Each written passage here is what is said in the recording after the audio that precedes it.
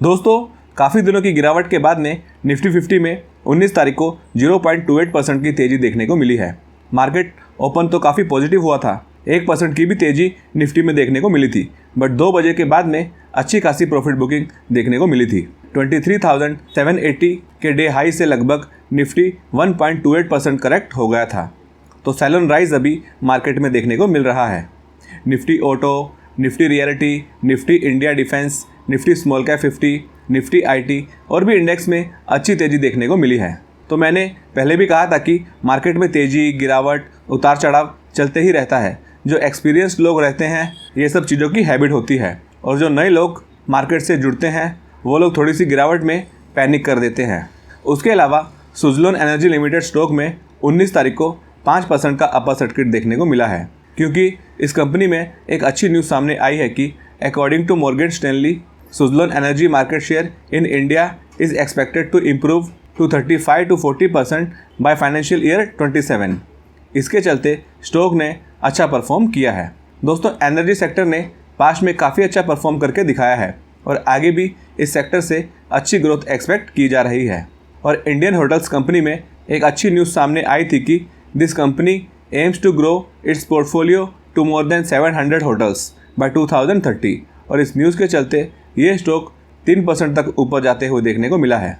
उसके अलावा दोस्तों, एनटीपीसी ग्रीन एनर्जी का आईपीओ पहले ही दिन रिटेल पोर्शन फुली सब्सक्राइब हो चुका है। इस आईपीओ की बिडिंग 22 नवंबर को क्लोज होगी, 25 नवंबर को अलॉटमेंट होगा और 27 नवंबर को इस आईपीओ की लिस्टिंग बीएसई और एनएसई में होगी। और वारी एनर्जीज कंपनी के Q2 के नंबर आ चुके हैं। सेल्स में ईयर ऑन ईयर 1% का ही जंप हुआ है और नेट प्रॉफिट में इनके 15% का जंप हुआ है ईयर ऑन ईयर बेसिस पर। 320 करोड़ से प्रॉफिट इंक्रीज होकर 376 करोड़ के प्रॉफिट हुए हैं। उसके बावजूद भी स्टॉक में हमें 7.43% की गिरावट देखने को मिली है। मे भी मार्केट को नंबर अच्छे नहीं लगे और फिर वैल्यूएशन भी शायद मार्केट को इसकी थोड़ी ज़्यादा लगती होगी। दोस्तों, 28 अक्टूबर को ही इसकी लिस्टिंग मार्केट में हुई थी, जो कि 66% गेन के साथ में इस आईपीओ की लिस्टिंग हुई थी और स्टार्टिंग के 7-8 दिनों में ही स्टॉक 55% तक ऊपर गया था और उसके बाद में गिरावट भी इसमें ज़ोरदार हुई थी। 22% तक स्टॉक टूट गया था और हाई से अभी 20% नीचे ट्रेड कर रहा है। दोस्तों, सेक्टर इस कंपनी का काफ़ी अच्छा है और सोलर मॉड्यूल्स में ये कंपनी इंडियाज़ लार्जेस्ट मैन्युफैक्चरर है और एक्सपोर्टर है, जिसका 21% का मार्केट शेयर है डोमेस्टिक मार्केट में और 44% का मार्केट शेयर है इंडिया सोलर मॉड्यूल एक्सपोर्ट्स में। और इस कंपनी में एक अच्छी न्यूज़ भी सामने आई थी कि the board of directors of this company has approved an investment up to 600 crore for renewable power projects and other infrastructure work. Next company देखें तो ये है KEI इंडस्ट्रीज लिमिटेड। स्टॉक में 19 तारीख को 3.35% की अच्छी तेज़ी देखने को मिली है। अभी स्ट्रॉन्ग कंपनीज की यही पहचान होती है कि मार्केट रिकवर होते ही सबसे पहले ऊपर आती है। प्राइस इसका अभी 3841 पर ट्रेड कर रहा है, जिसका 52 वीक हाई है 5039 का, और वहाँ से ये 20% नीचे ट्रेड कर रहा है और 200 डेज मूविंग एवरेज के भी नीचे देखने को मिलेगा। उसके अलावा इस कंपनी का 3847 करोड़ का पेंडिंग ऑर्डर बुक है एज ऑफ अक्टूबर 2024। तो जब ये ऑर्डर बुक एग्जीक्यूट होगा तभी अच्छी ग्रोथ कंपनी में एक्सपेक्ट की जा सकती है। अभी इसका PE रेशियो 74 के लेवल से कम होकर 55 तक आ गया है। दोस्तों, इस कंपनी की लॉन्ग टर्म की प्रॉफिट ग्रोथ बहुत ही डिसेंट देखने को मिली है। उसके चलते कंपनी के रिटर्न्स भी अच्छे ही देखने को मिले हैं। उसके अलावा इसमें FISDS का काफ़ी मेजर स्टेक नज़र आता है, जो कि अच्छी कंपनी की निशानी है। अगली कंपनी देखें तो ये है garden rich shipbuilders and engineers limited. Stock में 1.20% की तेज़ी देखने को मिली है।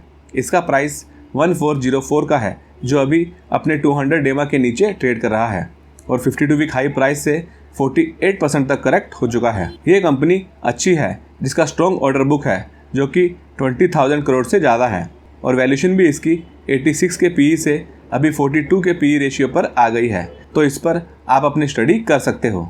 इसके Q2 के प्रॉफिट भी ईयर ऑन ईयर 81 करोड़ से इंक्रीज होकर 98 करोड़ के हुए थे और PSU कंपनी होने के बावजूद भी इन्होंने अच्छी प्रॉफिट ग्रोथ दिखाई है। उसके अलावा JB chemicals and pharmaceuticals limited stock में 1.04% की गिरावट देखने को मिली है।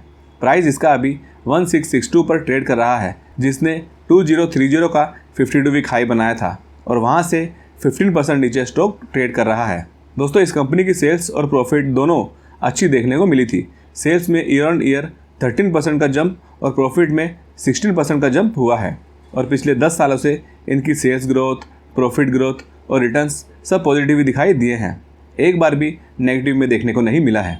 दोस्तों, ये कंपनी इंडिया की one of the leading pharmaceutical company है जो क्वालिटी प्लस अफोर्डेबल प्रोडक्ट्स बनाने पर फोकस रखती है और इसमें होल्डिंग्स भी प्रोमोटर्स, एफआईएस और डीआईएस की अच्छी ही देखने को मिलती है।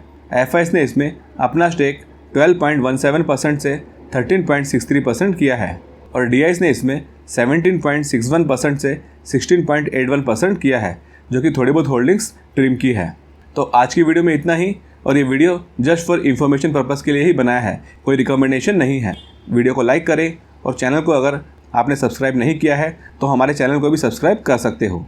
Thanks for watching this video.